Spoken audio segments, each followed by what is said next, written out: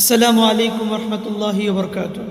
معزز بھائیوں اور بہنوں، اللہ نے کسی کو داتا، گنج بخش، غریب نواز، دستگیر، غوث اعظم، مشکل کشا، حاجت روا نہیں بنایا۔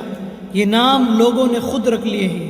اللہ رب العالمین کا فرمان ہے، اعوذ باللہ من الشیطان الرجیم، ما تعبدون من دونه الا اسماء سمیتموها انتم وآباؤكم ما انزل الله بها من سلطان ان الحكم الا لله امر الا تعبدوا الا اياه ذلك الدين القيم ولكن اکثر الناس لا يعلمون۔